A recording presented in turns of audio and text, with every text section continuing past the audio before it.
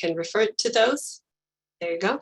And then it also just helps us with minutes and keeping track of what we discuss.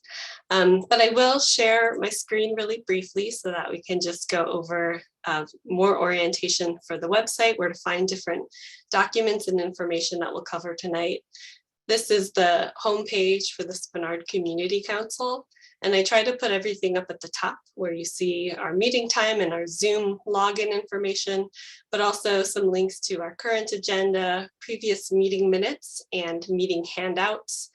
And then we also have multiple resolutions to consider tonight. So these 4 options will take you to the right pages that are all also listed on the right side of our home page. So to move us ahead, let me just check the agenda. I call to order, I orient us, and we are on to the consent agenda. So we have our minutes from our September meeting posted on our website. Thanks, Meg, for getting those all together. If you have any changes or additions, you can please review those and let us know. And then for this evening, we have our agenda also posted. We'll start with our typical reports, with state legislative reports, local reports. We do have a change on our agenda that we do not have Cameron or Austin, our assembly members, because they are at assembly meeting tonight. So we won't have their report this evening. We will also discuss the Spenard Road project, daylighting Fish Creek. Those are 2 presentations. And then we have some Spenard business to bring forward with a proposed budget, resolution for People Mover, a redistricting resolution, and a Fish Creek trick-or-treat event that we'll be doing. And then we'll have opportunity for neighborhood and community announcements, which is a great opportunity to just take a couple minutes, let us know if there are any events, any fun things going on in the neighborhood. Also to introduce yourself if you're new to the council, or if you have questions or issues that are important to you, you can share them there and find other folks to connect with. And then we also have door prizes, like I mentioned at the end, for the Roadhouse in our next meeting in November. So that is our brief overview. Do I have a motion to approve our consent agenda, which are both our minutes from September and our current meeting agenda? Move to approve. I don't know. No, nothing. Second. Thanks, Peggy. Okay, and Matt for the second. Any changes or discussion? Okay, thank you, everybody. I'm trying to look at lots of different places, so bear with me. Great, so with that, I just want to introduce our executive board, and then we'll move over to legislative updates. So just looking at my boxes, you can give a wave, but we've got Meg. I mentioned Meg is also monitoring our chat box, serves as our secretary. Irene Person-Gamble serves as our vice president. Peggy Auth serves as an auditor. And Julie Leonard, also an auditor on the exec board. And we are missing Arena, our treasurer, and Tawny, another auditor, who aren't able to join us tonight. But I think that is us as an executive board. And then so moving us into the legislative reports, I have Representative Chris Tuck on our agenda, and I know we've also got Harriet Drummond here as well. So we'll try to fit both of you into 10 minutes if we can make that happen. But I'll turn it over to Representative Tuck to start.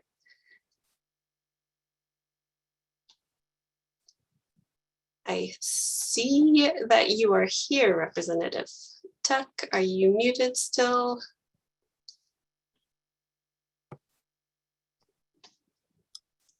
No, we can't hear you. Oh, Colin. Okay. Representative Drummond, would you like to kick off the reports while he gets sorted?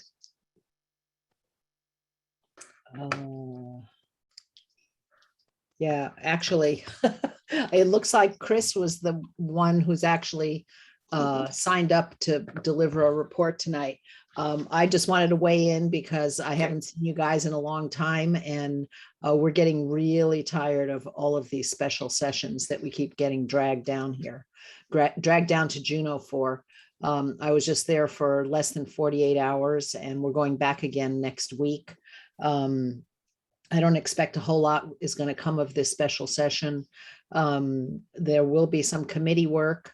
But I'm only on Judiciary, which may have a couple of meetings, but the Finance Committee and the Ways and Means Committee are probably the two that will be most active for this special session, working on potential revenues and a potential fiscal plan, if we can come to consensus on that. I doubt that it will get in front of the full legislature by the end of this 30-day session. But it will lay the groundwork for getting something done in January when we meet for regular session. Great, thank you. Representative Tuck, are you there?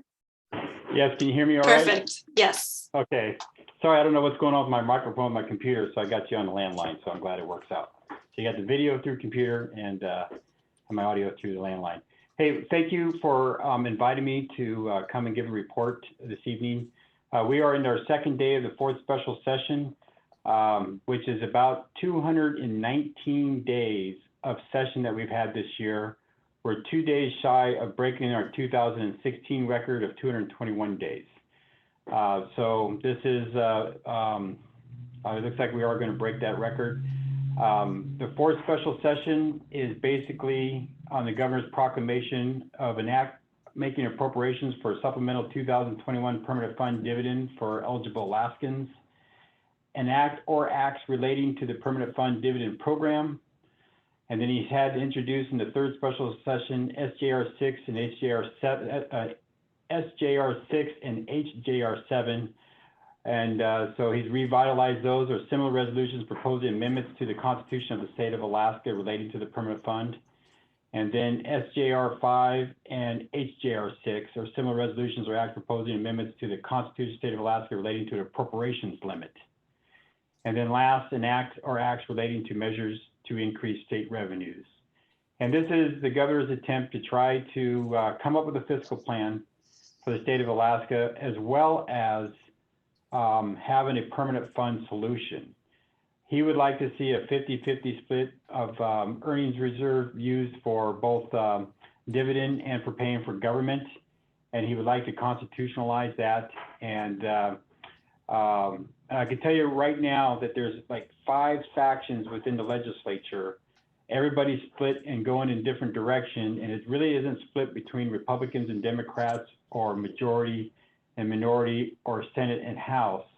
There's factions within each groups, and hopefully there's a larger faction amongst all of us to try to get a solution happening very soon. And so the third special session, we had a joint legislative task force on the fiscal policy, the fiscal policy task force, and they did a lot of good work. It was, to me, it was amazing. It really, you know, I kind of look at it as there's 2 needles on each side, right? On the progressive side and conservative side. And what it did is it pointed the needles all in the same direction, trying to bring people closer together. And that was some fantastic work. I really have to commend Representative Christ Tompkins for his leadership on that, as well as Senator Lyman Hoffman, both who chaired it. But really it was Christ Tompkins that really did a lot of work in trying to find a consensus and really a menu of options that people could agree on that need to happen. He first started with some premises that we need to agree on where we're at with our fiscal situation. And once he got agreement on that, then these menu of options came through. That's some tremendous work, and I'm hoping that during this fourth special session, we can continue on with that, because we definitely need to fix this problem now. It doesn't matter if it's done to be the governor or who the governor is, but we are running out of time. Fortunately, the last 2 fiscal cycles, we had the federal government being able to step in and really rescue us with our fiscal situation, but we simply do not have time anymore. And I worry that with the new Proposition 2 election methods that we'll have coming in the next election cycle, as well as redistricting, people not knowing where their districts are and where they're going to be, that if we don't solve it now, people are going to get locked into positions and will not have the courage or be concerned about their re-elections, or will make promises to do things or not do things that will lock us in and doing nothing. And so, and I think that will probably go for 2 years, because with redistricting and everything else, through this next election cycle, people are going to be making campaign promises, and they're going to have to stick to those campaign promises until they get reelected again. So it's just a variety of uneasiness and a variety of people being in all sorts of different directions. And I've never seen it so divisive as what we're experiencing today. And I don't know what it's going to take to bring people together, but I'll tell you that fiscal policy working group did a lot in doing that. And so I am hopeful. I am one who wants to see a fiscal solution happen this year. And if we can't do it in the next 30 days or 27 days, at least hopefully we can set the framework to be able to get something accomplished during the next special session.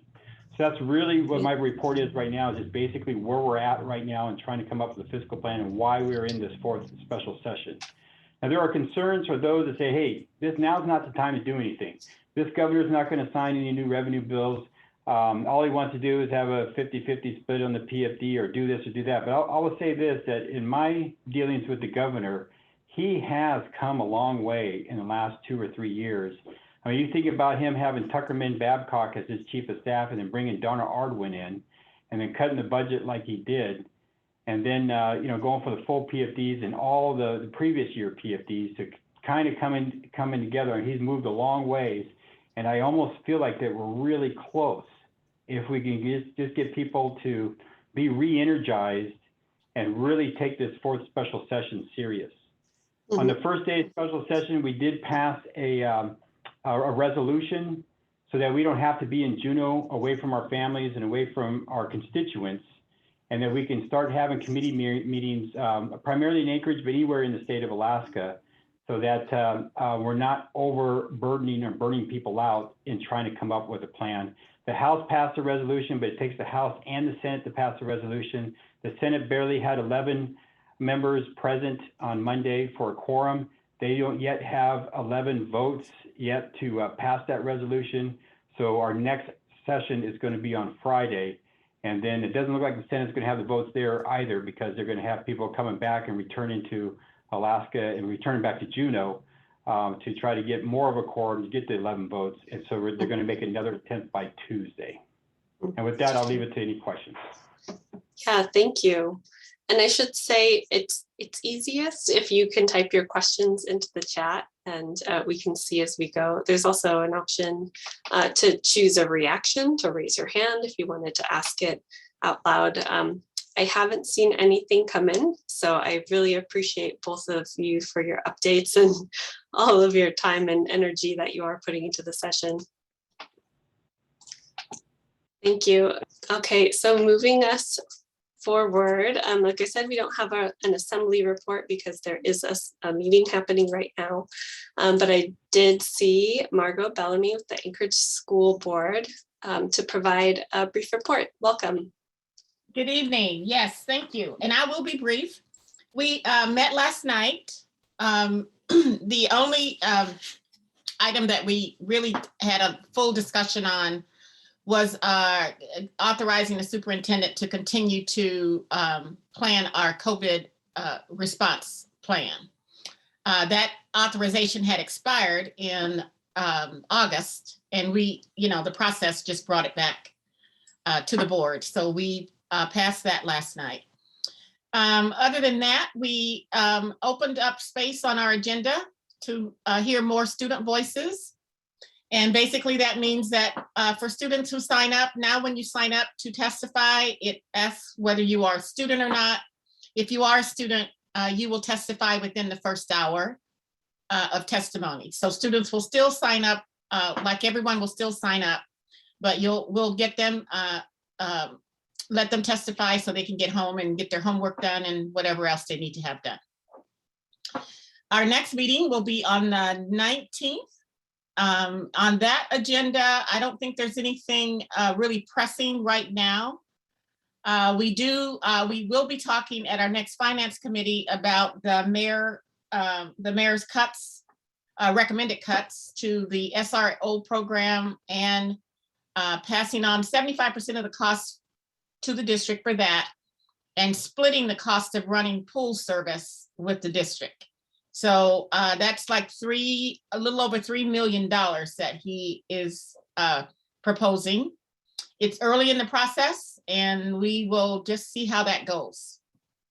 Other than that, we are still looking to hire almost everybody, from teachers, psychologists, special educators, bus drivers, student service workers. The issue is not money, it's human resources. It's having people who out there to hire. We have the final thing I'd like to share is the fact that we have increased our testing and our vaccination sites. So all of our high schools have sites. Students who wish, and staff who wish to receive the vaccine, students have to have parental permission. Staff can get their vaccine at their school site. And we have increased testing at 26 sites. We would have more, but again, it's about the human talent to do the work. We just can't find people right now anyway, to do the work. We will have, at mid-month, we will have some release with our bus service.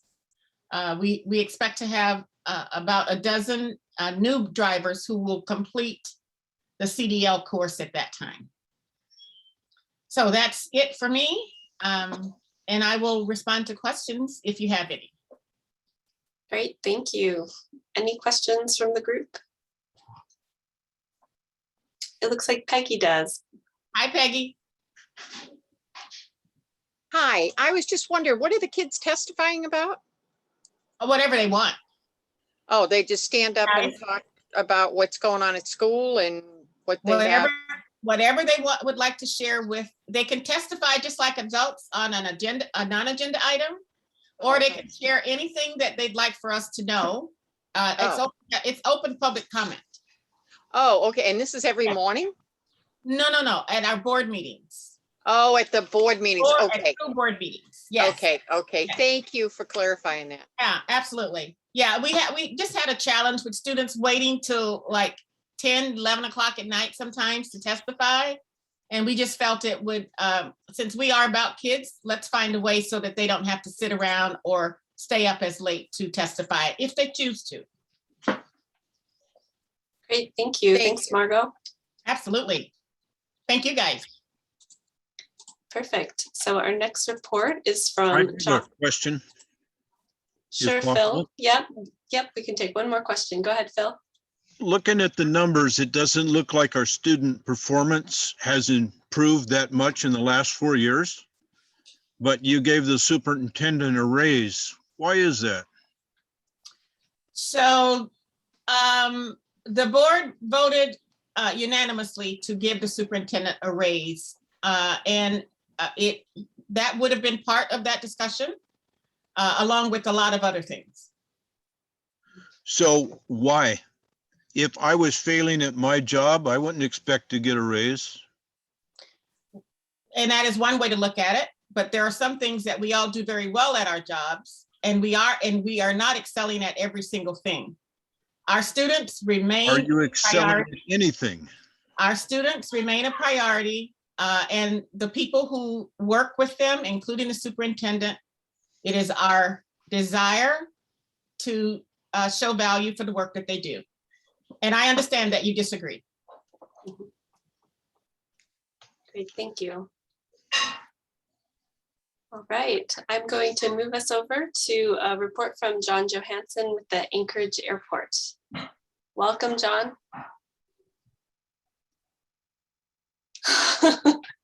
It's good to see you, John. It's been a while.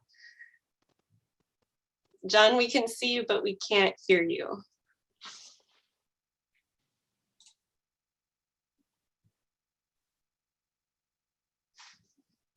We still can't hear you. You might need to call in as well,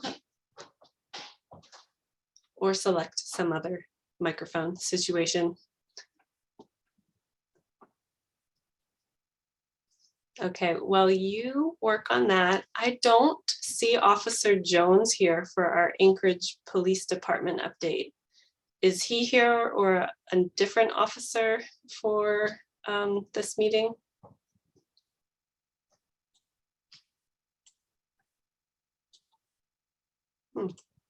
I don't think so. Okay, how's it going, John? We still can't hear you. No.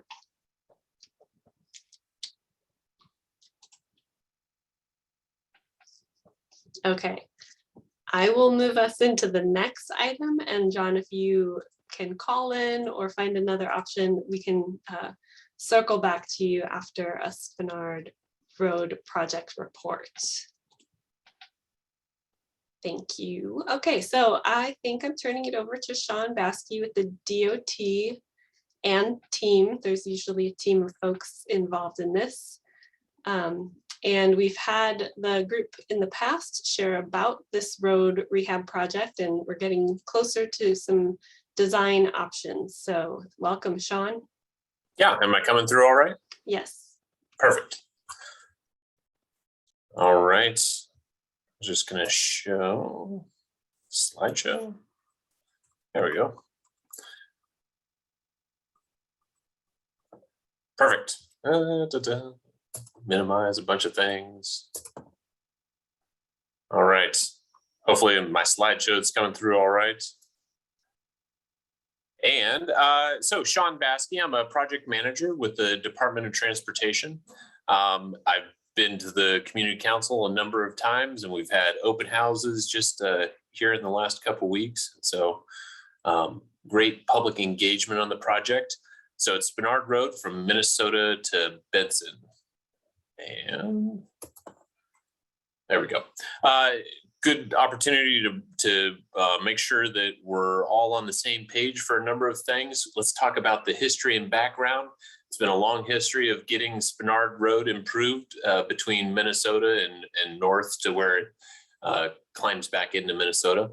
So phase one, the municipality of Anchorage built that back in the 2009, 2010 era.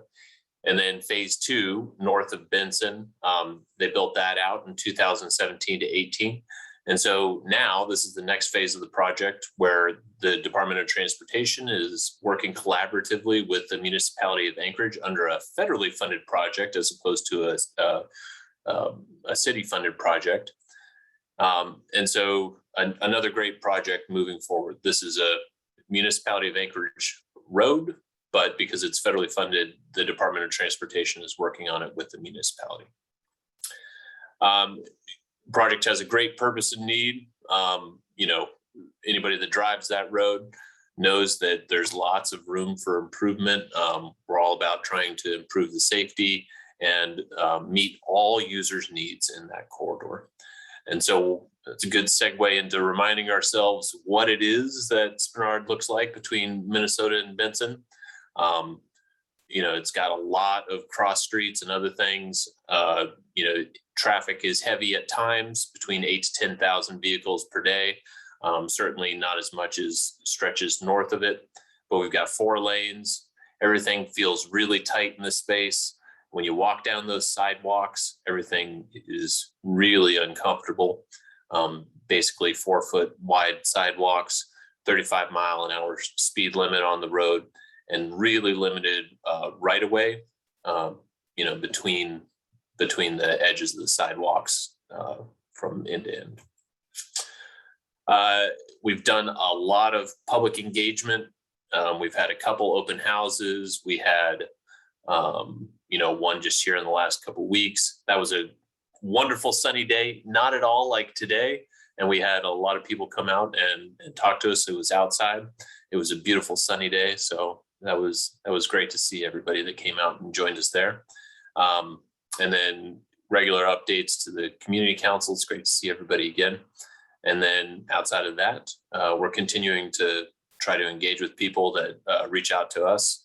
And we've gone out and talked to just about every property owner and business along Spenard Road about impacts that we may have to each of the properties. We've heard a lot of things, in all those discussions, and a lot of it is about how uncomfortable people are, in the space, whether riding bikes, walking, or, even being on the road, trying to find gaps in getting out and being concerned about, how the left lane when you're driving down the roadway, you're worried about people coming in behind you and finding those gaps. There's a lot of other things that are competing for that space, utilities, discussions about wanting to revitalize the neighborhood and how this project can help, support that.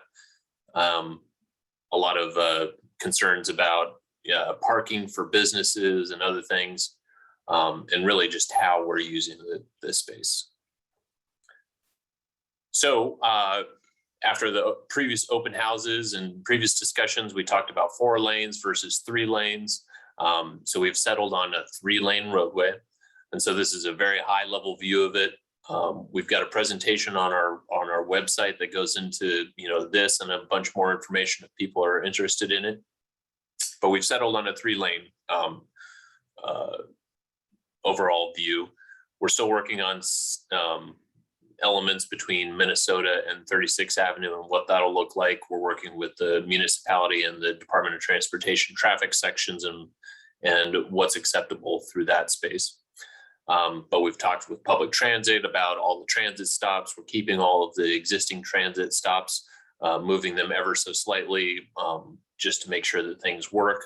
But, really just keeping all the transit facilities in that space. But as part of the 3-lane conversion, the real question is allocation of space within that 3-lane conversion. And so, when we start talking about the roadway as it sits today versus what it could be, there's design criteria from the municipality of Anchorage, where it looks at, an option for the 3-lane, and it has recommendations for a number of things. This is that. Here's a slide that basically talks about what you would want for posted speed versus what level of protection you'd have for bike lanes or, bicycle facilities. And so we've looked at all of that, and we've kind of come up with a few different options. When you look at 35 miles an hour at, an average daily traffic of 9,000 or so, then you're into the protected bikeway or multi-use pathways kinds of options. So really what we're looking for right now from the public is, of course, comments on anything and everything are always valuable. But what we're looking for is comments on 3 different options for the 3-lane conversion. And so there's a bunch of pros and cons associated with each of the options. But here is one option. All of them take 65 feet of right-of-way, whereas existing width is only about 60 feet. And so it's a different look for each of them. This one has 8-foot multi-use pathways, which are considered wide enough for both bikes and pedestrians or people walking and biking in the same space. And then it also has 4-foot wide bike lanes with additional gutters inside of that. And so this looks akin to much like what you would see north of Benson, about those same dimensions. Then another option is basically moving the bike lane into the same raised area that the sidewalk is at. So you have a 12-foot overall space for both bikers and walkers. So as opposed to having the bike lane on the roadway, this carries the bike lane on the sidewalk space, which becomes difficult for delineation. There's a number of pros and cons associated with this alternative. And the third and final option that we're looking at right now is taking basically half a foot away from the sidewalk or pathway and placing that in the bike lane. So widening that out a little bit. At 7.5 feet, you're not considered a wide enough facility for bikers to be in the same space as walkers. So it's just slightly under that. That would require an 8-foot sidewalk, which is basically alternative 1. And so this is widening the bike lane and narrowing the sidewalk. So those are the 3 alternatives that we've been looking at, and we're hoping to get comments from the public on that. We do have a survey that's out there that I think Katie is probably asking Lindsay to throw into the chat box for folks. And so it'd be great for people to get comments on that to us. And there's another look at the overall project, which we've got more graphics on our website. So it's probably a little small on screens right now, but we've got great opportunities for people to look at it on our website. We've got a lot of things going on. We just had the last open house. We're continuing to work on the environmental document. We're hoping to start final design here in the next year to year and a half.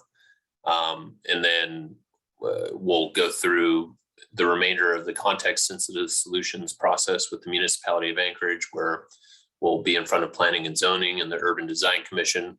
We'll start right away acquisition likely here in the next year and a half. And then that puts us out at 2025 for potential construction beginning, assuming that everything goes well. With that, we do have a survey out there until October 15th. That doesn't mean that people can't comment after that. We've got all of our contact information on the website, or you can just email us at spenardroad@dowell.com or spenardroad.com. With that, available to answer any questions. Great, thanks, Sean. Mhm. I don't see any questions in the chat, and folks can feel free to type in there, click on the raise hand reaction or wave and unmute. But any questions for Sean? Can you see me, Lindsay? Oh, go ahead, Paul. Yeah, so you said acquisition in about a year and a half. And we met at the carousel. I'm the owner Yeah, of sure. So do you think acquisition will be acquired at that point in time and be closing down, or what's the vibe? Yeah, so we're continuing to look at, all the impacts to all the properties. Really, when I say that the acquisition phase starts, that means everything from little tiny slivers all the way to, to full acquisitions of some properties. But until we get to that point, we can't say whether or not, we've got enough impact at each or any individual property. As we discussed, at our meeting, we're unsure of, where we sit on as far as impacts to the property, and the rest of the project. But more than happy to again have conversations with you. But as it relates to overall timing, really, that's when it starts, and it takes months to get into a place where, we are offering, making our offers to property owners to, make those acquisitions for everything from those little strips to the larger acquisitions of entire properties. So Okay, thank we're you. probably at least a year and a half out to start making offers. And then after that, if there is a property that needs a full acquisition, then, those activities take a while, to negotiate things and then to, work with the property owner to make sure that there's a relocation, for the business or, homeowners that are impacted or anything like that. Yep, thank you, appreciate it. Thank you. I think Meg has a question to relay from the chat. Great. And then Yeah. we'll go to Sarah and then Bob and Peggy. It looks like there was a comment in the chat from Grant saying that recognizing that novice bikers often do not use biker shoulders and recommending maybe a raised bike lane. Sure. So, yeah, that's a great conversation to have. So, when we talk about facilities for, any users, especially for bikers, there's, different levels of comfort, right, on the road for different bikers. Some bikers, the most confident bikers, are the ones that are going to be taking the lane, right, and going down, where the vehicles are. And then there's other bikers that are, confident in bike lanes. And then there's other bikers that, are not confident in that and, are likely to use sidewalks. Everything from my kids that are, would feel more comfortable on sidewalks to everything, the road racers, right? So, our goal is to accommodate all bike users, right, of all confidence levels. But in each of those spaces, you need to provide, a certain amount of space for each of those users. And so, to be honest, each of these options really is a give and a take between providing more or less space for the different levels of users and, potentially providing less space for certain users of bikers. And so we fully recognize that there are different levels of confidence. And so, I think this option right here would show you the grade separated by a curb for, a bike lane for some users. Whereas this one provides a sidewalk, which is intended for bikers of low confidence, a bike lane for people with more confidence, and then obviously the opportunity to ride in lane for other users. Perfect, thank you. We have time for just a couple more questions, so I'll go to Sarah and then Bob and Peggy. So my concern is always winter maintenance. Yeah. Especially of the non-motorized variety. So how much consideration is, like, how are you guys working together to make sure that whichever one of these ends up being the plan, that it's maintained? Because it's really tough to walk in the wintertime. And I don't even try to ride my bike, but just walking on the sidewalk is sometimes like climbing mountains. So now that there will be sidewalks, will they be maintained? So we've had conversations with the maintenance department for the municipality of Anchorage. So I work for the Department of Transportation, so I can't speak to it from my agency perspective because it's not our road.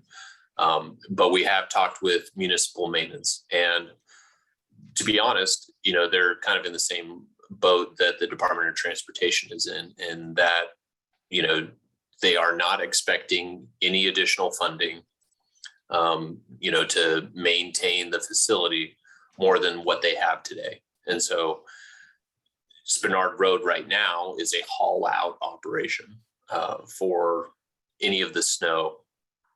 And so once they plow the roads and once they plow the sidewalks, then to open up any of the space, they have to plow out and haul out, right?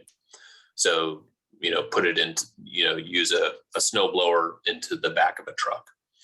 And so without additional funding to provide that immediately, I wouldn't expect that the experience from there being berms on the road to be any different. Now, that said, this certainly has more space to provide, a room for a berm, but it may cut into certain activities, whether it's in the bike lane or a portion of the pathway or, iterations thereof.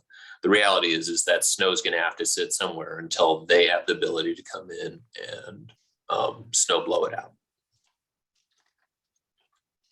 Thanks, Sean. Mhm. And over to Bob and Peggy for the last question. Yes, hi, Sean. My husband and I both came to the open house on the 27th, and you just said something about the speed, and I'm a little concerned about that because I know that you said that it's 35, and I guess I wasn't clear on what that's going to be because we live close to the Lakefront Hotel, Sure. and that also has a third lane. It's the 3-lane, but it's still really, really curvy and dangerous. And we do a lot of walking along there, and the people coming out of I think it's Taco Loco, whatever that is, and the people coming out of DOT kind of line up, and it's a very deep curve there, and it's really dangerous, and you have people going 35 miles an hour, and frankly, it's too fast. It's a blind curve, and it's really dangerous. And as somebody who walks in front of the hotel, a lot of times people are only trying to see if people are coming from the left so they can turn out to the right. So they're never even looking for bicyclists or pedestrians. And I just think you need to keep that in mind about just slowing everybody down, because it's unsafe for everybody, the vehicles, pedestrians, and bicyclists. And I hope you take that into consideration. Yeah, and the slide that I showed was a 35 mile an hour for the, design criteria for minor arterials. The posted speed, we're going to have a discussion with the municipal traffic department, and they're the ones that really set the speed limit, on any of the roadways. So we can certainly bring the comments from the community. This is definitely not the first time that we've heard comments about wanting lower speed limits on the roadway. And so we can take that to them and have discussions about, what to sign the roadway at. Great, thank you. Mhm. I added into the chat the link to the survey, the website with the detailed presentation, so you could dig in a little more. And there's more information on the website, including how to submit a comment. I hope everybody submits a comment on this. Sometimes we convene a work group for the council to come up with comments. I don't know or have a plan to do that yet, just because of capacity, but if there is a lot of interest with folks, we could potentially have a work group and discuss this to bring to our November meeting. So I hope folks take a look, comment now, because the earlier we get our comments in, the more it will shape the process. So thank you, Sean, Absolutely. for taking us through all of that. Yeah, thank you. And we'll have you all back soon, I'm sure. Absolutely. I'm gonna try to go back to John Johansson just for a really brief airport update before we move over into daylighting Fish Creek. John, are you there?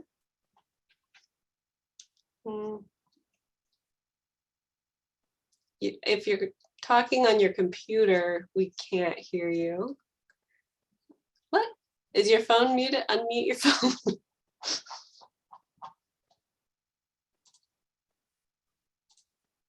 Sorry, John, we can't hear you. If you guys are great at sending airport updates, if you want to do that, we can make sure to send it out to our list. I'm not sure what the trouble is.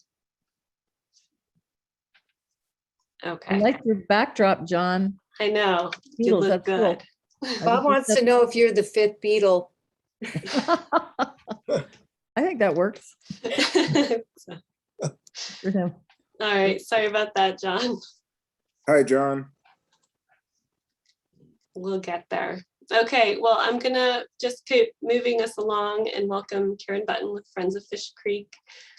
We've talked about daylighting Fish Creek quite a bit, and it's it is our priority capital improvement program, which we voted on earlier this year. So wanted to invite Karen and her group back to share more just about what they're working towards and get everybody on the same page for it. So over to you, Karen, and you should be able to click share screen and we can work through that if it's tricky.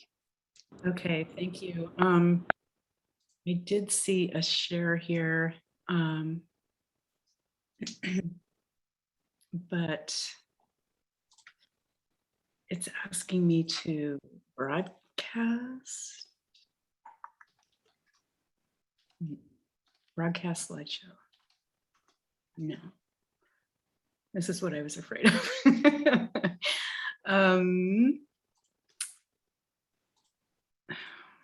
All right, you would click on share screen and it'll give you some options of which screen you want to share. Okay, I'm under file and it says share, but it just is like saving an email. It should just be on the bottom of the screen with everybody's faces on Zoom. Oh, on Zoom, okay. On Zoom, yes. Okay, share screen. Oh, there we go. It'll give you the option. You could click on the PowerPoint. Oh, excellent. All right, it's happening. We can see it. Perfect. It's happening, yay. Okay, perfect. Thank you for walking me through that. Okay, hi everybody. I'm Karen Button, the board president for Friends of Fish Creek, and I'm here with Jed Smith, who is our vice president. I know he's out there somewhere. First, I'd just like to take a moment to recognize that we are on Dena'ina land and acknowledge that it's through these lands that Fish Creek once flowed. And when it did, the creek was known by two names, Chatinalsik, where the yellow water comes out, is the upper creek, and then Ish Alka Betnu is King Salmon Creek, and that's at its mouth. So Chatinalsik was one of several fish camps used by Dena'ina peoples as late as 1918, before they were disallowed by settlers. Dena'ina peoples document a 1,000 to 1,500 year history up to the current time in the Upper Cook Inlet area, including what's now known as Anchorage.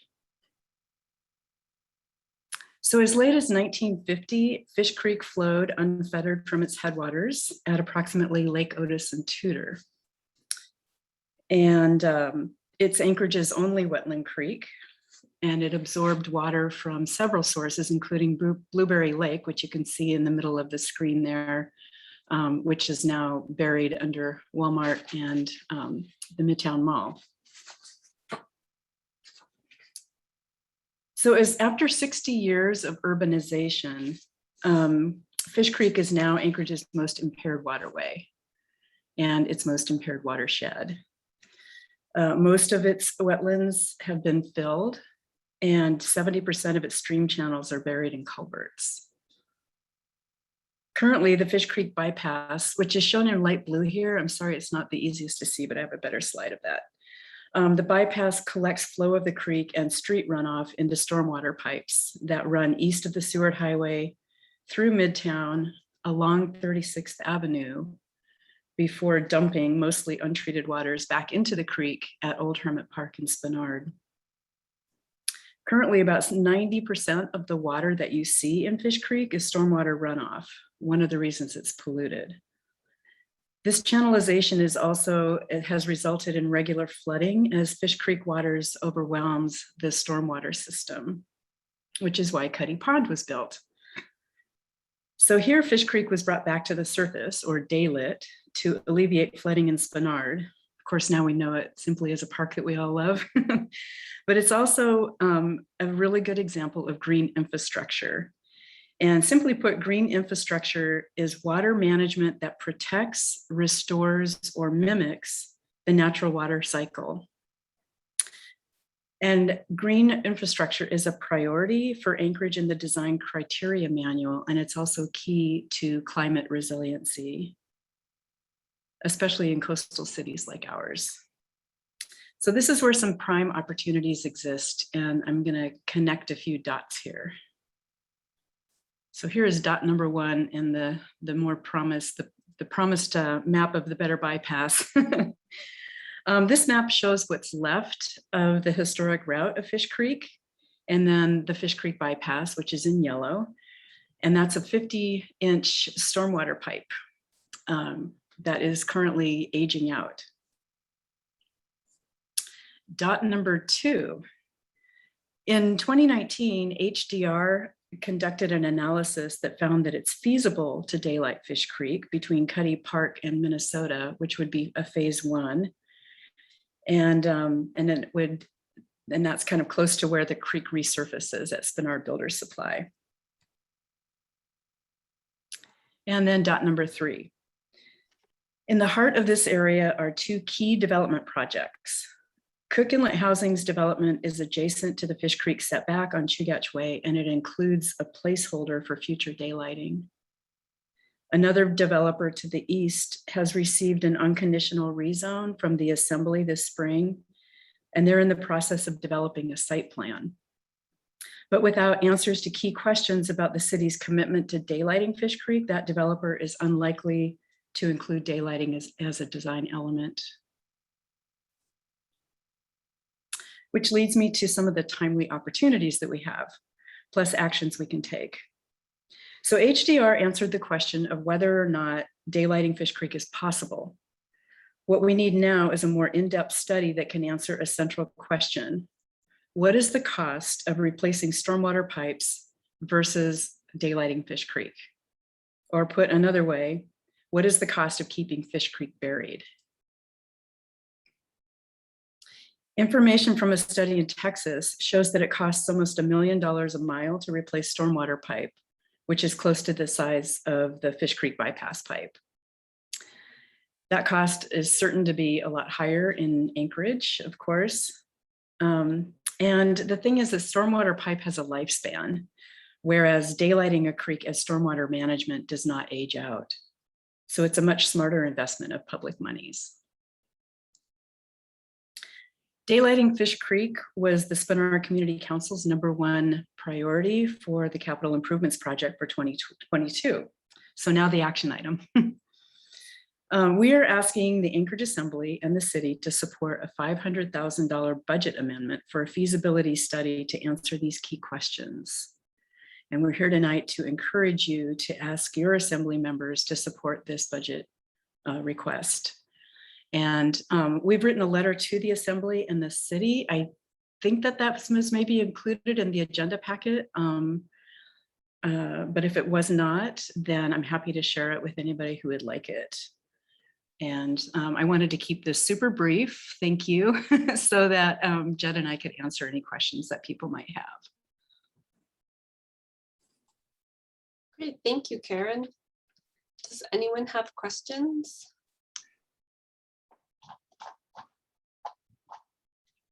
I like all of your summary pictures. It's Spenard.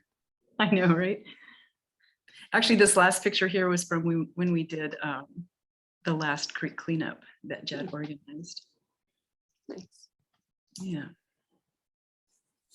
Well, great. I'm going to take no questions as everybody being in total support of this. And I think, I don't know what the best. I just typed in a question. Oh, sorry. Yeah, it looks like we had a question in the chat. Sorry, my chat's being a little funky. Oh, if either Karen or Jed, if you could speak to, if you know where Cameron and Austin, our reps, stand on this. Have they had a position on the daylighting Fish Creek that you know of? Yeah, I can speak to that. In 2018, Cameron wasn't on the Assembly at the time, but Austin was. And in 2018, the Anchorage Assembly unanimously passed a resolution to daylight Fish Creek. So they're on board. There wasn't a fiscal note that was attached to that, but that's why it's a resolution. But they directed, they gave the city guidance, and they are in support of daylighting. Perfect, thanks. We have one last question from Paul. Go ahead, Paul. Hey, sorry, I can't see my video here. At first glance, this just seems like a fantastic idea. If there were any opposition to it, what would the opposition be? Because it just seems like above ground streams would be a real asset to the city, and the idea of the maintenance schedule is just intuitive. Right. I think what we're really talking about here is kind of a change in mindset in some ways. Green infrastructure, even though it's a priority in the design criteria manual, it's not something that has, it's not gained a huge amount of steam yet. I mean, there are some green infrastructure projects, clearly, like Cuddy Park. But I think what it's going to take is just community initiative, really. There's so many benefits to it that I didn't even mention, like an east-west trail corridor that will, for connectivity. It increases, property values. There's many different things that it will do. And so I think it's just a matter of educating. Those who are opposed to it are saying that it's going to be expensive. It'll be more expensive upfront cost, and that's true. But over time, it will amortize so that it is going to be a lot less expensive for the city. So it's a great investment for the city. No, a great presentation. Thank you. I wasn't aware of this strategy, and I like it. Good stuff. I have a question also. This is Okay. Phil. Okay, before you, Phil, I'm going to go to George Ascot, and then we'll go to Phil to wrap it up. Go ahead, George. Thank you very much. Did I hear that there was an unconditional rezone on the property along Fish Creek? There was an unconditional rezone on a property on the east end of Chugach Way. Oh, how did that happen? When did it happen? It happened this spring. Was it something Assembly voted on? Yeah, the planning and zoning voted on it, and also the Assembly. Can we find out about how the our Assembly members voted on that? Well, it was passed unanimously.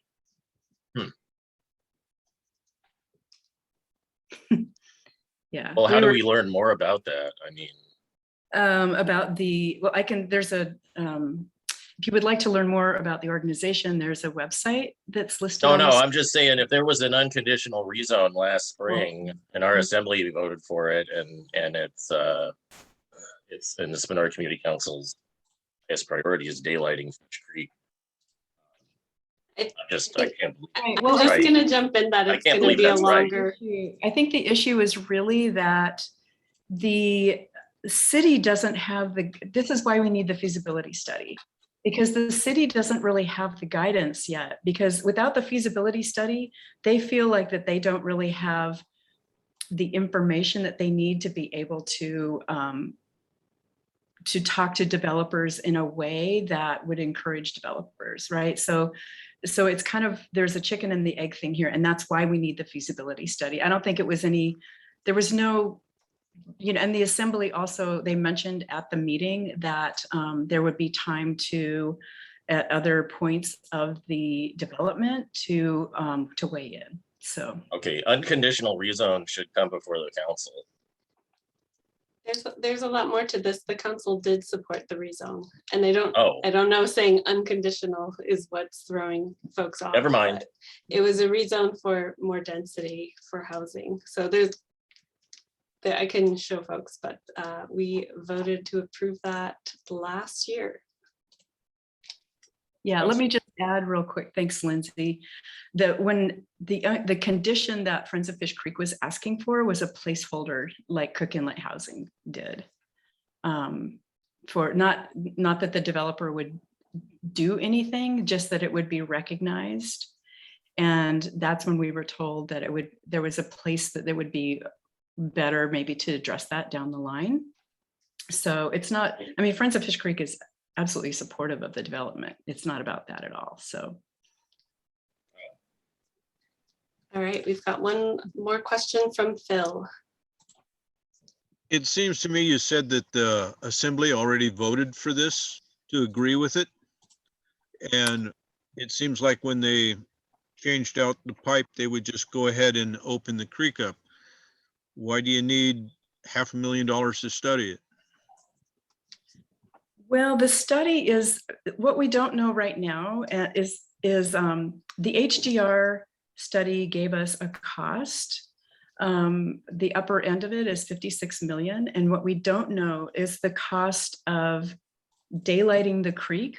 You know, we've got some rough cost on that, but we don't know what the cost of replacing all the stormwater pipes are. So that is the place where we're kind of getting held up right now. So you're going to spend $500,000 to find out how much it would cost to put new pipe in? Well, that's the way it kind of works. Well, that's kind of hard on us, isn't it? The taxpayers? Well, if you have a better idea, I'm completely open to it, actually.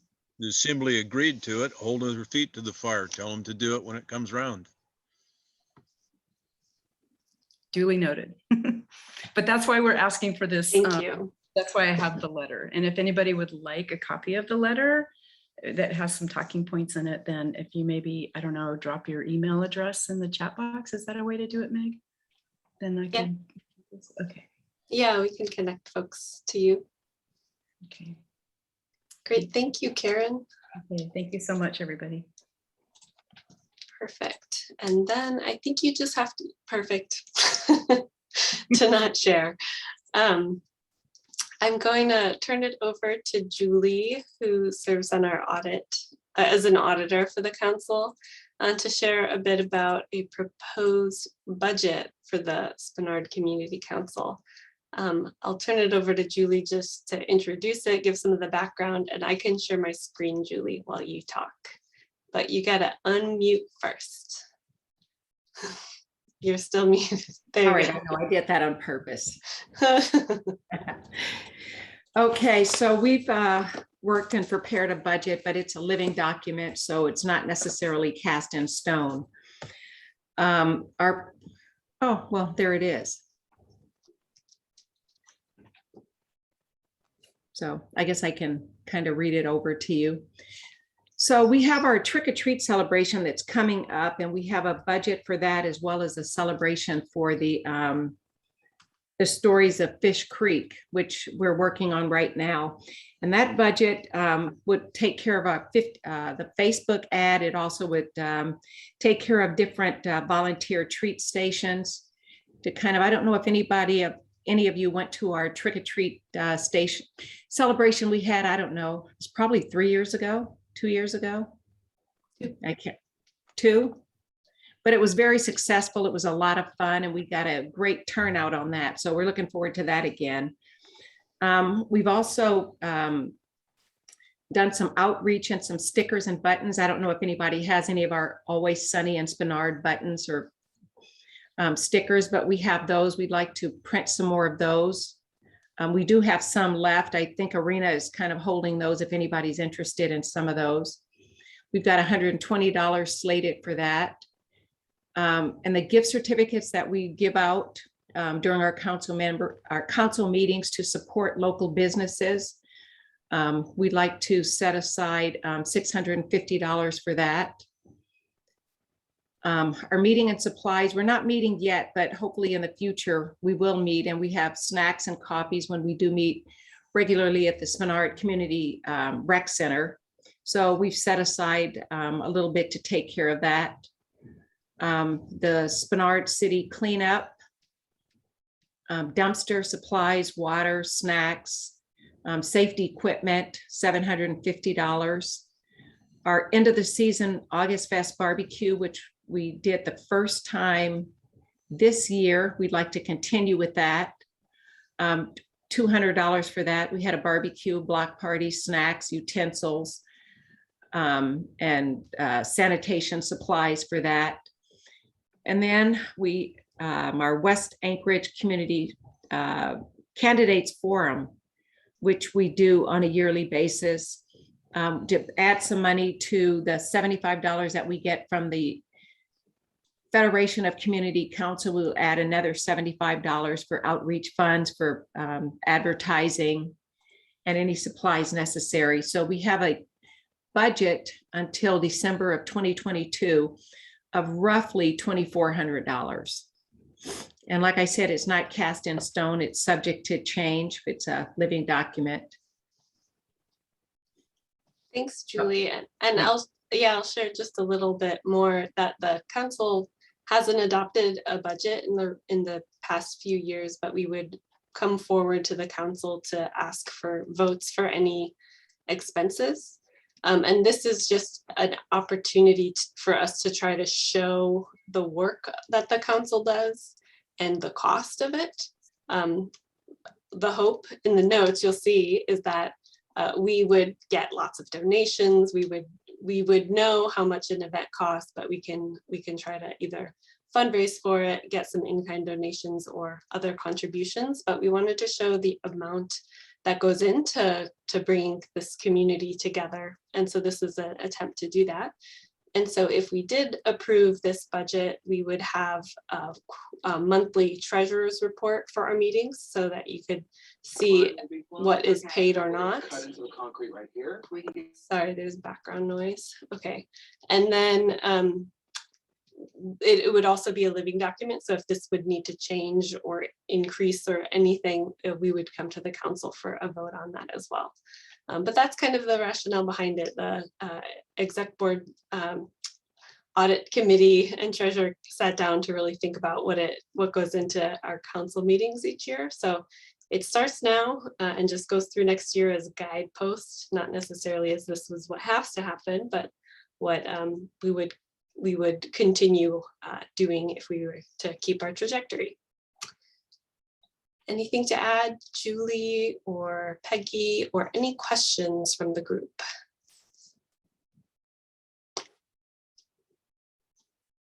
I'm gonna have to stop my screen share. Oh, go ahead, Peggy. Where do you guys get this money from? Oh, Peggy Anderson, welcome. So where does this money come from? That you got a budget here, I can see, but where does the money come from for this budget? Yeah, so we usually provide just an annual audit report. We have money in the bank, but we don't have it for dedicated purposes. So Peggy and Julie might know more, but we have over $20,000 as a council. And so this is not with the intention to spend it all down. It's to just say, this is what it takes to do business and bring the community together. Great question. Thank you. Peggy off. Do you want to add? Or Bob, whoever. Well, first I can answer Peggy's question. I don't know if you were around for the doodah parades, but we used to do doodah parades that would, the volunteers from the community council would start in January, right after January 1, and we'd work on it until the parade on June 21st. So we put in 6 solid months for several years in a row, working evenings, weekends, everything to do this doodah parade. And we got some of the receipts from the Chilkoot Charlies would then have a music after the parade, and they would share 75 cents on each ticket with us. So we built up quite a bit out on that. And then part of it was a grant from the federal government for crime prevention. And we had a motorhome that we sold off and the proceeds. So that's why we have so much more than other community councils, and a lot of community councils are very question how we did that, and that's how it was. So it's pretty much fundraising, and if you can come across a grant, that's great. Yes. Okay, perfect. Thanks. And then Bob has a question. Well, I just had I do have a question about some of these items for sort of single event, single day events. The Fish Creek and the citywide Spenard cleanup. The Trick or Treat Fish Creek does involve Turnigan Community Council as well, and are they contributing something? And anyways, as Peggy said, it took a lot of effort to raise this money, and I just have a general concern about high amounts for sort of single events throughout the year. Mhm. Yeah, thanks for that, Bob. We haven't asked Turnigan to contribute to the event. I think Kathy can add because she's here. But I will share that the Stories of Fish Creek celebration, I talked about it last month. It's an over $15,000 project working with different partners. And so it's not just this one single day event, but it's part of that bigger effort. And then the $500 is not necessarily what would need to be spent to make that happen. We're going to talk more and recruit more treat station hosts, but the idea would be to support that effort. And I don't know, that's how we host events. So that's how the cost goes. But I'll turn it over to Kathy to just share a little bit from the Turnigan perspective. Are you there, Kathy?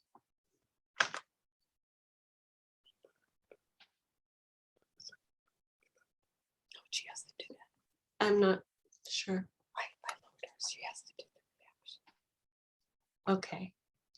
I'm gonna stop sharing my screen actually, just so I can get a better sense and see what's going on a little bit better. Kathy, it looks like you maybe are unmuted. Okay, I think Great. I am. Sorry. Yeah, just thank you, Lindsay. And Turnigan Community Council was not approached or asked in any way to co-sponsor the Trick or Treat Fish Creek event. So I can't say if we would have jumped in and contributed in any way financially, but we didn't know that we were a part of it. As far as I know, we aren't a part of it, but I certainly have put it in our announcements to help publicize the event for Spenard. And just FYI, Turnigan is one of those councils that has a very low bank account amount. So we're envious of Spenard, but we don't tend to spend a lot of money on the kinds of things that we're active with. So thank you. Thanks, Kathy. Any other questions or discussion? This is an item we wanted to bring forward for a vote, and so I will paste it into the chat. Just give me a second. And we have a few topics that we'll vote on. This is the first of 3. And so just a reminder about voting. You are a member of the Spenard Community Council if you live within, you own property, or you represent a business within the boundaries of Spenard, and you are a voting member if you have also attended a meeting at least once in the past year. So if you can vote, please go ahead and click on that Google form. I just put it in the chat. And if there are multiple people in one location, you both can fill in the form after the other person does. But the request will go out there, and if we adopt this, we would have monthly treasurer's reports. And if not, that's okay. We would continue on as we currently do with the one-time requests for different items. It looks like there are just a couple comments, one in the chat, and then I'll go over to Kristen. But one person added to the chat that the events are a good way to build a sense of community for Spenard, and she supports the budget. Thanks for adding that, Cheryl. And Kristen Doty, yeah, hi. Welcome. Thank you. So it's my first meeting. I am a property owner in Spenard, so that means no for me tonight on the voting. I just wanted to clarify. Thank you very much. Yeah, thank you. Welcome, and thanks for joining.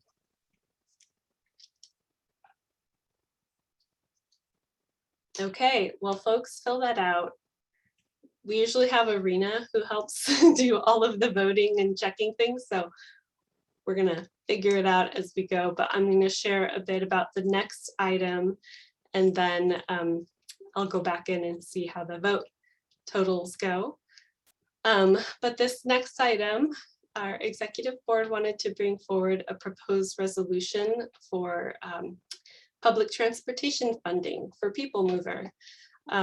So recently, the People Mover opened a new bus route, 85, and in part, it's due to the advocacy a lot of residents within Spenard and West Anchorage brought forward when there were a lot of service changes a few years ago for People Mover.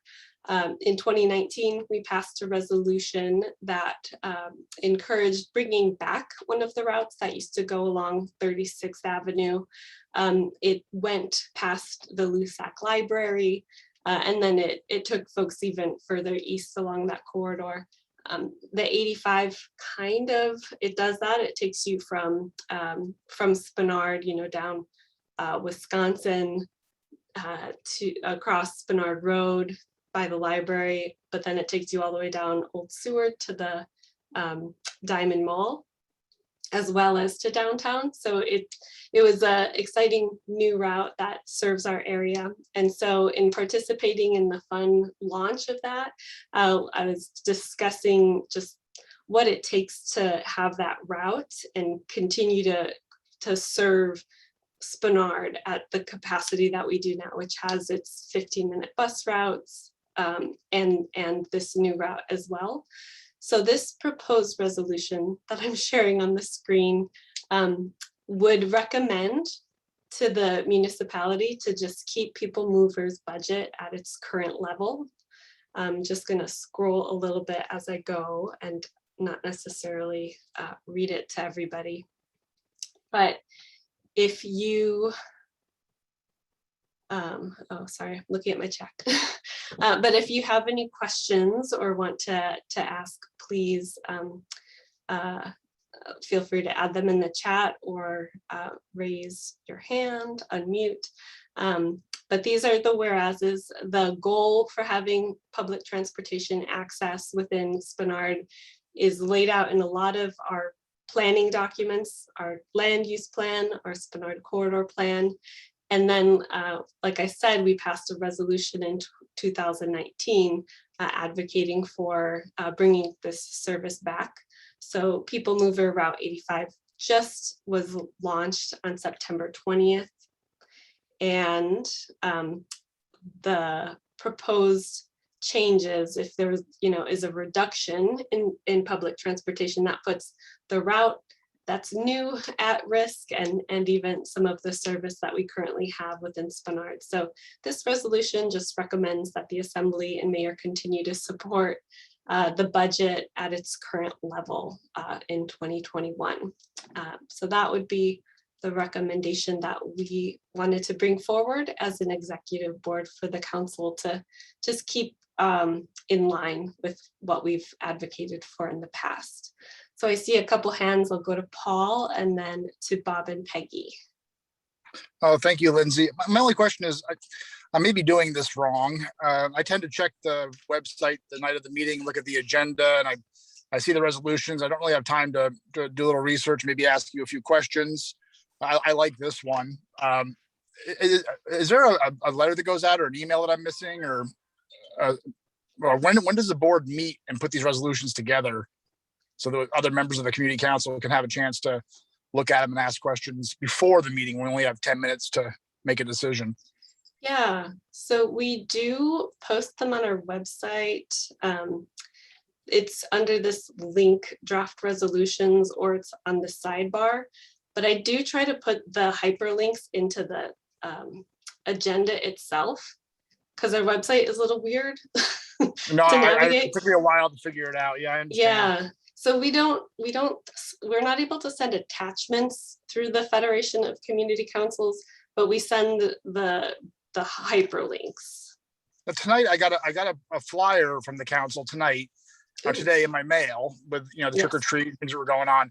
But I got it the night of the meeting, and it'd be really handy to have something like that come through with important things like this to research, because the council has a lot of power with the Assembly, and it'd be nice to be informed prior to these votes. So I think what I hear you saying is I need to just basically, when does the executive board actually meet to put these together? Or is that something the members can attend? We meet like it's like typically 2 Tuesdays ahead of our meetings. Sometimes it's 3, just how it lands.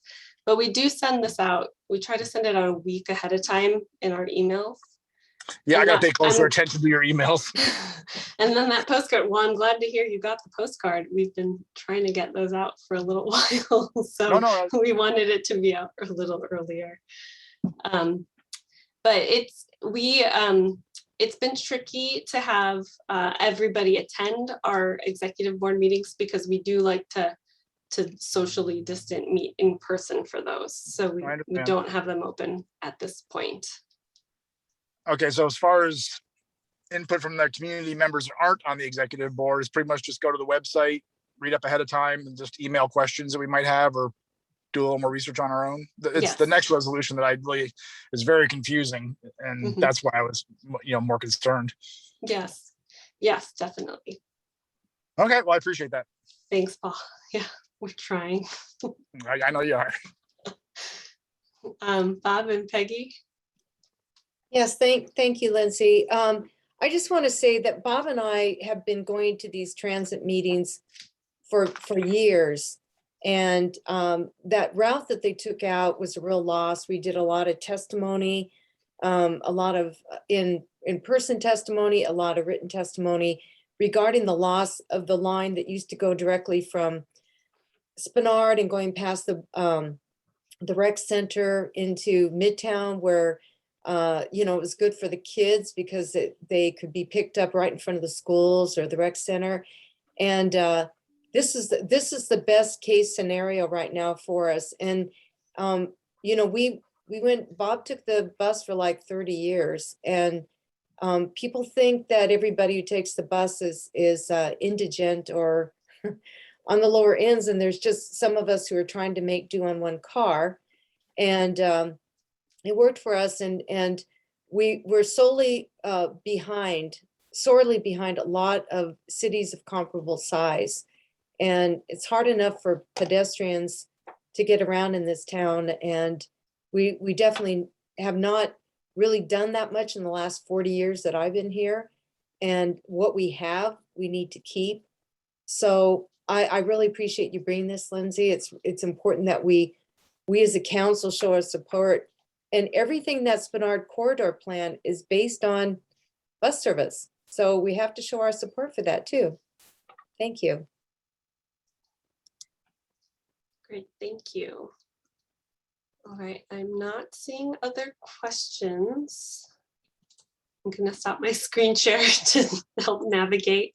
But again, I will put a Google form in the chat for the vote. And it's the same vote questions apply. Oh, Michelle, go ahead. I'm still going to put the people mover vote into the chat so folks can access that.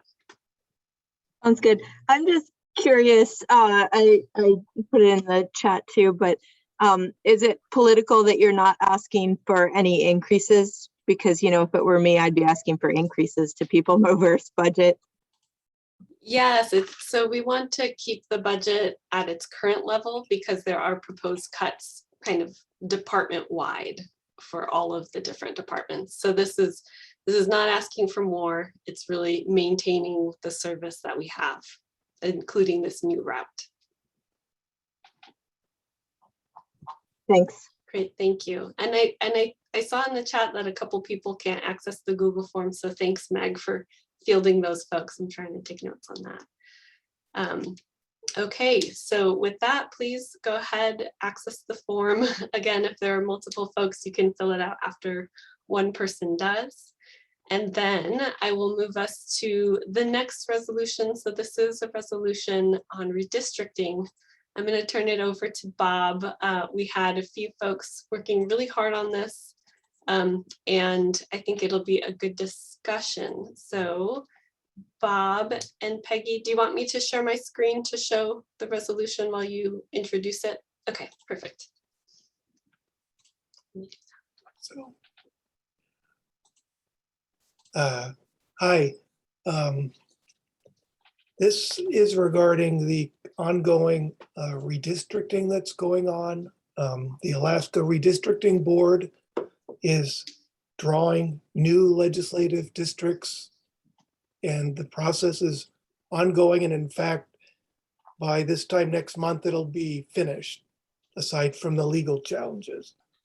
And so this issue comes up because Spenard, the Spenard Community Council, anyway, its boundaries are contained in 3 different House districts and 3 different Senate districts.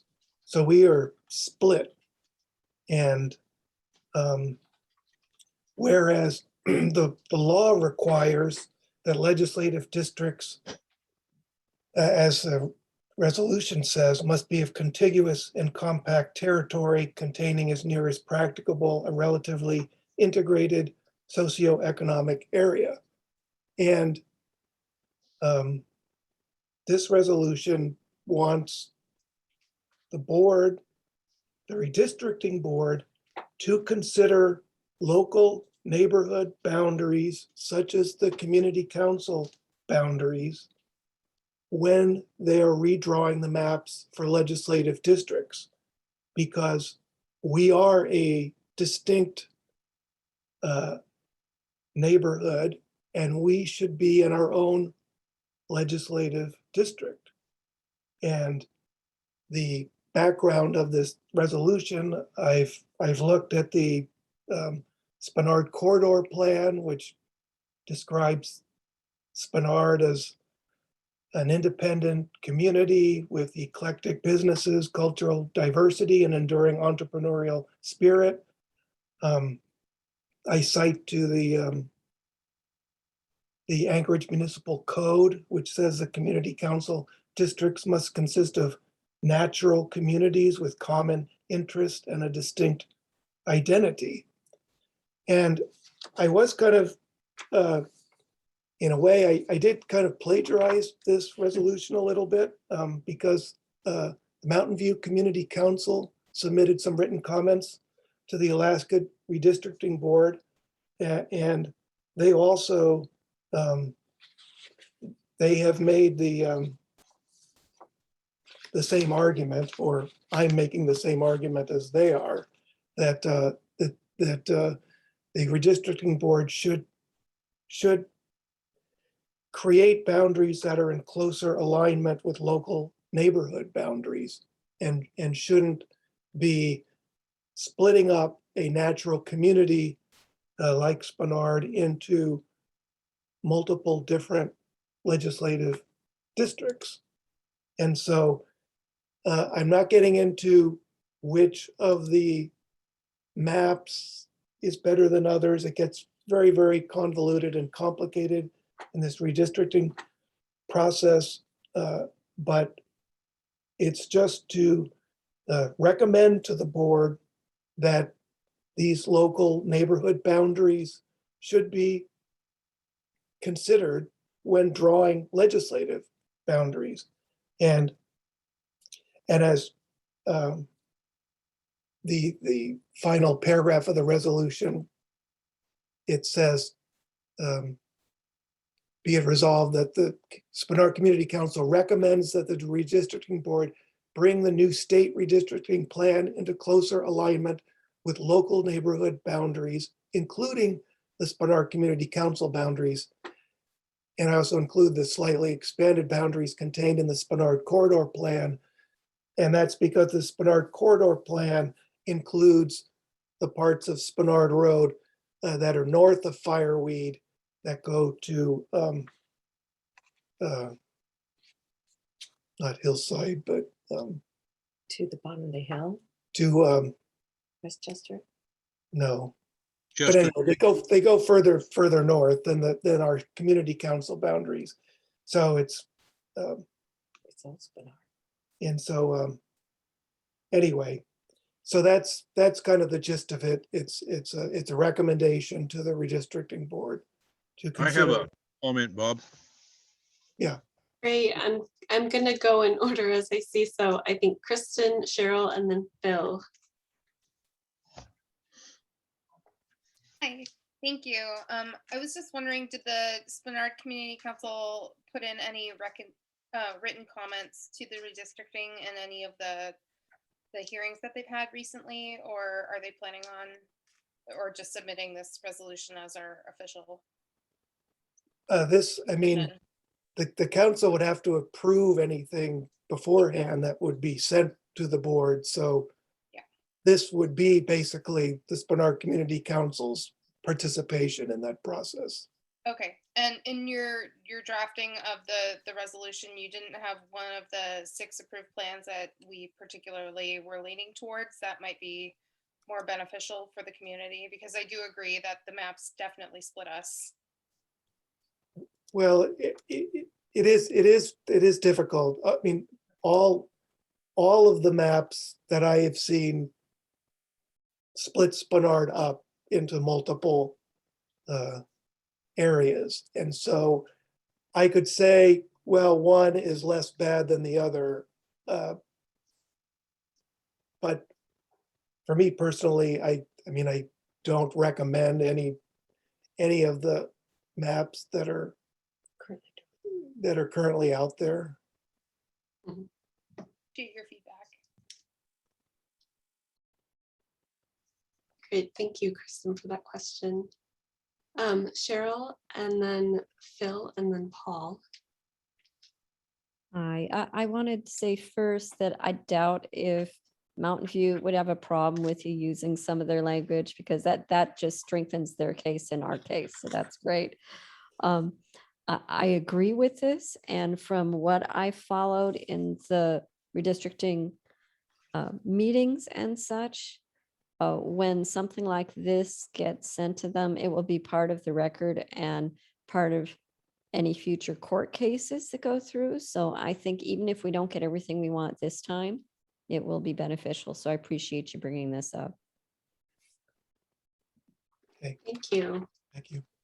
All right, we'll go to Phil Isley, and then Paul, and then Kathy. I really think you should add something in there about the assembly, because I live near Fish Creek.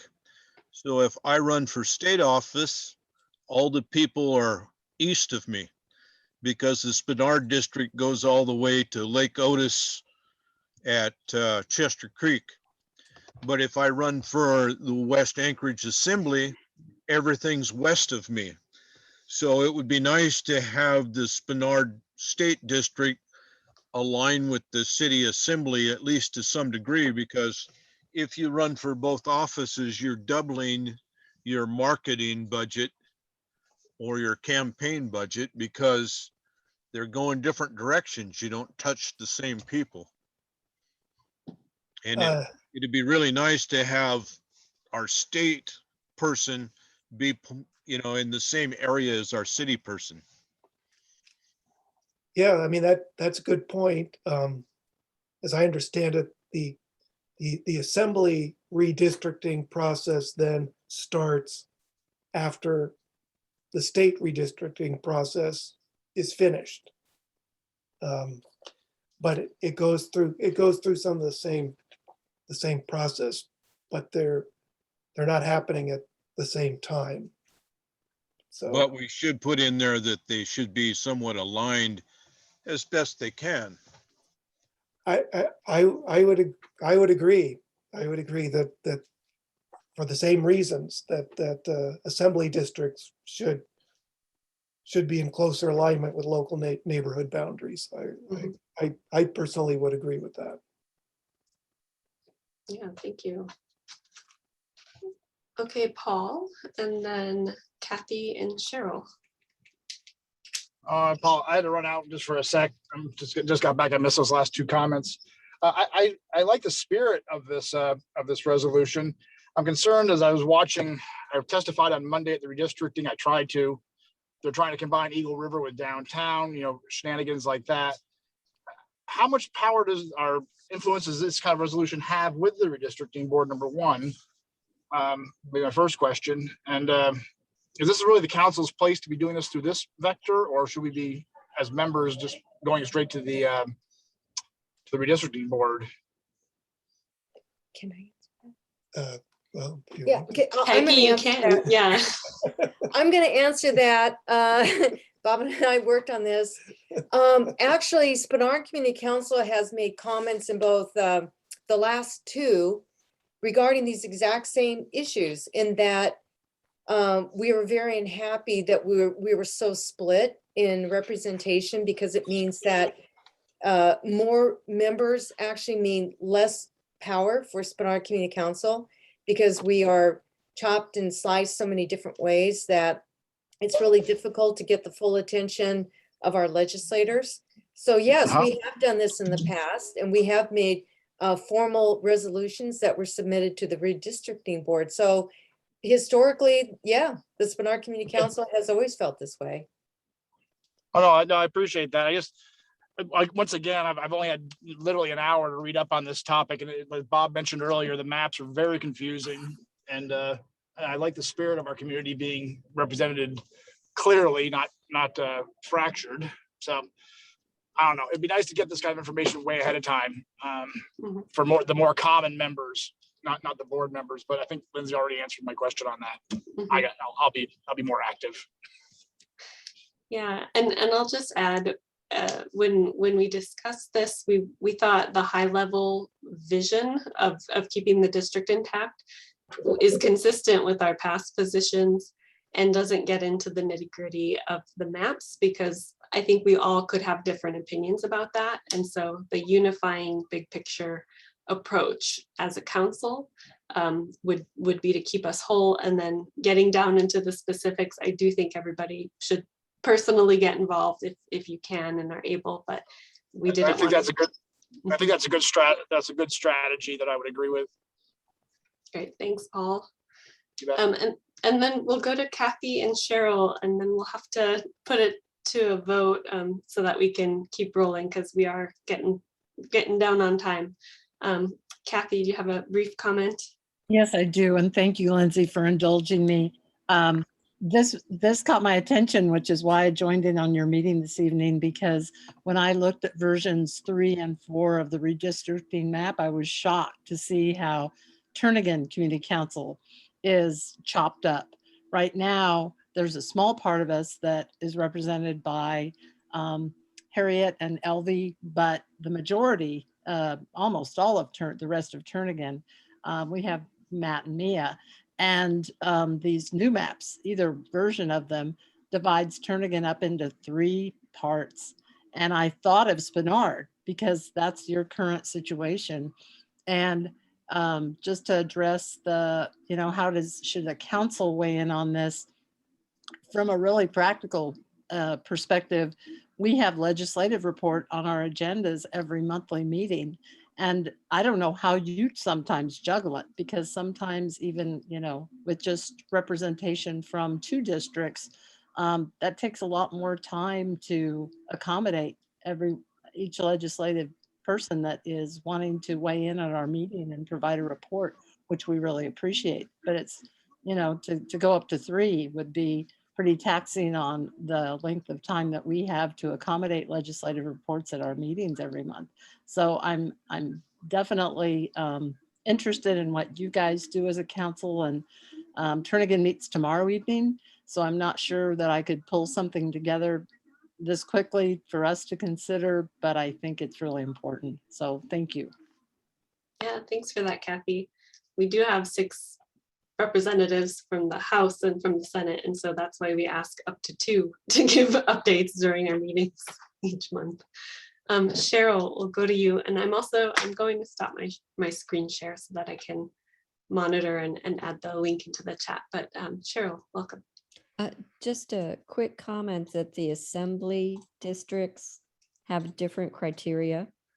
So for this resolution, probably easier just to focus on what we have here and talk about the assembly at another time.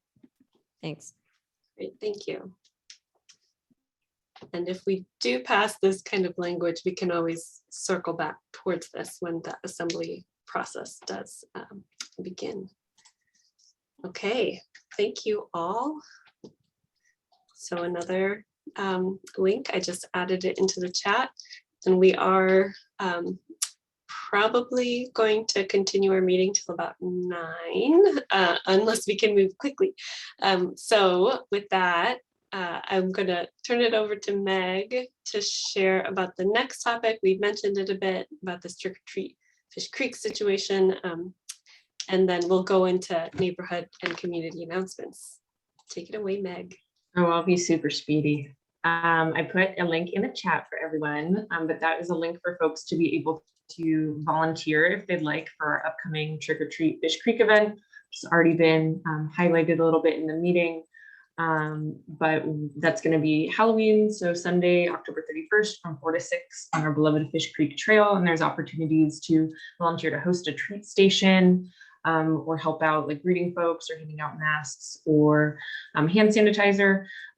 We are going to be requiring masks for everyone attending and trying to keep it as safe as possible for our young ones that cannot be vaccinated.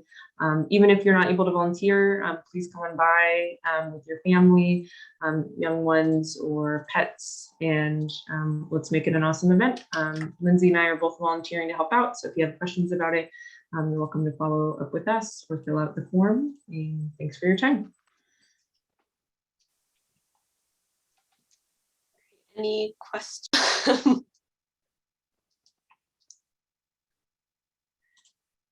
Awesome. Everybody, please sign up to host a treat station. And then we also have the event itself. Paul mentioned getting a postcard. Hopefully you also got a postcard in the mail, inviting folks to it. And then we also do a lot of outreach on our Facebook page. I need to go and look at the vote totals. So can I turn it over to Meg to just help lead the community announcements and call on folks? Absolutely, and I'll try Thank not you, to Meg. do weird stuff like stop the voting recording. Sorry about that. All right, this is the time for folks to share announcements. If you were shy and don't want to speak publicly, you can send me a message and I'll do my best to read it and not butcher it. Also, folks want to raise hands to share out about any fun events going on or updates they want to share. Just in the chat.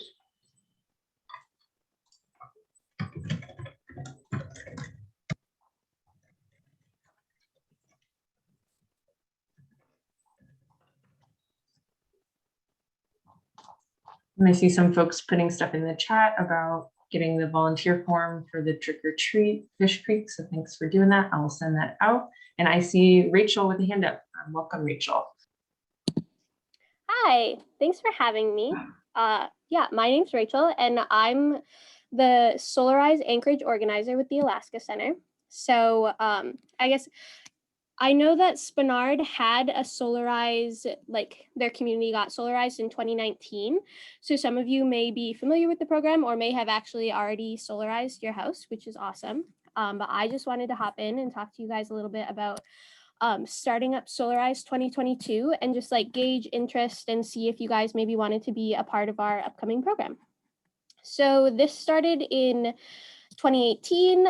We've done Solarize programs in Anchorage, Eagle River, Girdwood. There have been about 300 total installations like in the municipality of Anchorage. So that's definitely been our most popular spot.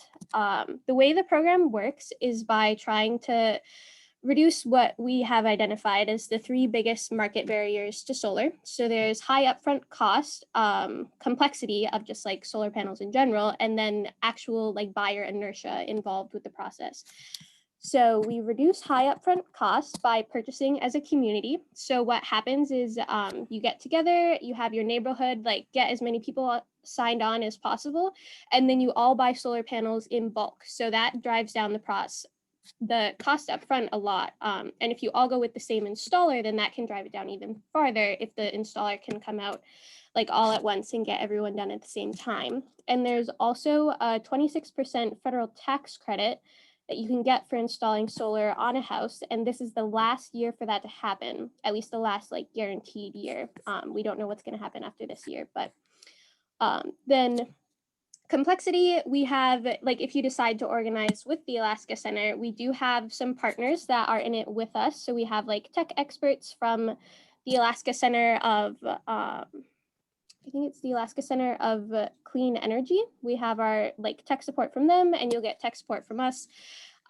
You'll have like the support of our entire structure to help give guidance and support along the way. And then to help with customer inertia, if you go with the tiered pricing structure, more sign up means more savings. So the threshold needs a limited time to finalize pricing, but this can happen within 3 to 6 months, when like normally installing solar panels can take up to 2 years to find like a good installer and get your house like approved for the process and everything. So it works best with pre-established networks, which is why we try to function through community councils. So how it functions from here is we would need volunteers in the community to help us organize if there is interest. So all I'm asking of you right now is if you have interest, I can hopefully give someone a link that can maybe go out in like meeting minutes or something, and you can just sign up. We'll send you an email, and we are having like a bigger informational webinar on it on November 18th, where we have like our tech expert is going to be there and some other people on my team that'll be there to help answer questions, like anything you have about the process or the program. But if you're interested, hopefully I can get that link out to you all and you can sign up. If not, if you have like quick questions, maybe in the chat, but it sounds like you got, I see some other hands up, so I don't want to take up a ton of time. Perfect. Thank you, Rachel. If you want to message me the link, I can get that out to folks. All right, and it looks like I saw Celia's hand raised next, and then I saw Margaret and Matt's. And I meant to say, we try to keep these updates to about 2 minutes. Sorry for not giving that heads up, but just to keep us on track, I will try to keep to that time frame. Thank you. Oh, I just want to say hello. This is my first meeting. I did get the card, and that's why I was aware of the meeting. I have watched some of the other meetings from the website, so I'm glad you post them. My name's Celia Rosen. I'm a homeowner in Spenard. Hope to keep attending. Thanks. Welcome, Celia. Thank you. Margaret or Matt? Hi, I had a question about the trick or treat trail. So I have treats that I could safely disperse like for kids, but is it also possible to have at our treat station dog treats? I think that's a great idea. Yeah. Okay, then I will sign up on the form. Thank you. Perfect.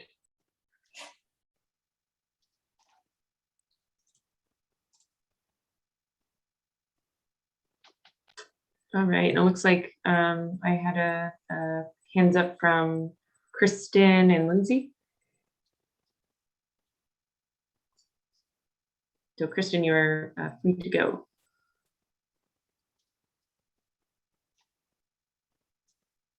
Oh, sorry, it's showing my internet connection unstable. So I'm gonna keep the video off. Well, I'll try. Hi, I'm Kristen. I just wanted to introduce myself. Like I said earlier, this is my first community council meeting, and I'm really excited to join the neighborhood and see what we're all getting done around Spenard. So thanks for having me.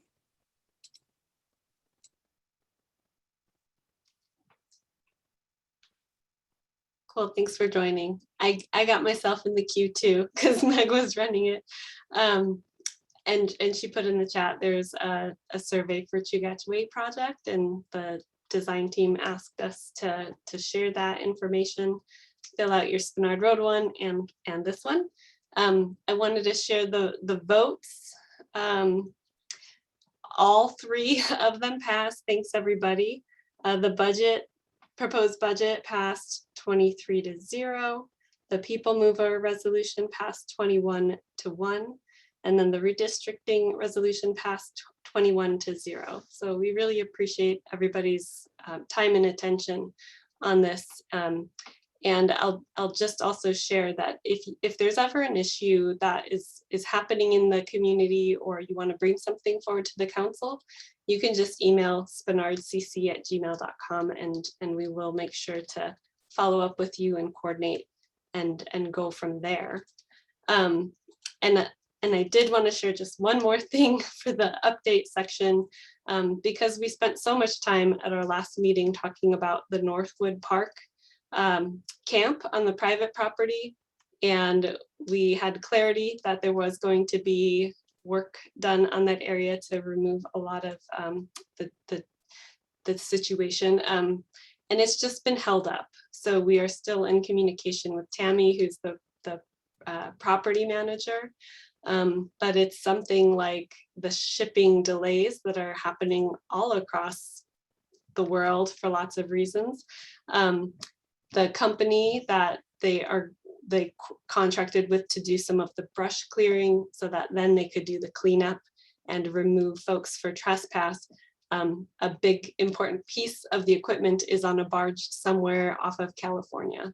So it's part of the shipping delay situation. We're still trying to stay engaged, trying to keep our assembly members at the forefront so that this issue can be addressed as soon as possible. So if you have questions or you want to get more involved in that, please reach out to us and we're gonna keep at it. But just wanted to bring that up since that's a big loose end from last meeting. Any other announcements before I go to the door prizes? All right, well, I did Arena's Magic to do the magic number generator, and that was, or the random number generator on our sign up forms. So we have $25 gift cards to the Spenard Roadhouse for Grant Kinney and Michelle Wilbur. Yay! And I don't think either of you have won one of these gift cards before in the last 6 months, but that is the criteria. I would love that, but I actually won the last time. So No, I did. I can't believe I'm admitting this. For fairness, you should pick the next person. That's very, very nice. Sarah Prescott, have you won a gift card previously? So I did win in June, but I never got it. And I think What? it was a Shell gift card, and then they went out of business like 10 days later. That said, if somebody else would like that, put another name in. I'm fine. It's good. Well, that's a weird thing. So I'm gonna say you did not actually get a gift card. All right, Sarah, we will definitely follow up on this, and Grant will follow up with you as well. Can you make sure, Grant, that your email address is in our chat box just so that I can be sure to connect? Perfect. Yeah. All right. I think that is everything. Our next meeting will be November 3rd. We'll see you all at Trick or Treat Fish Creek, though. I will entertain a motion to adjourn. Move to adjourn. Thanks, Peggy. Second. Thanks, Paul. We are adjourned. Thank you, Lindsay. Yeah, thanks, everybody. And Thanks, thanks for everybody. staying on long.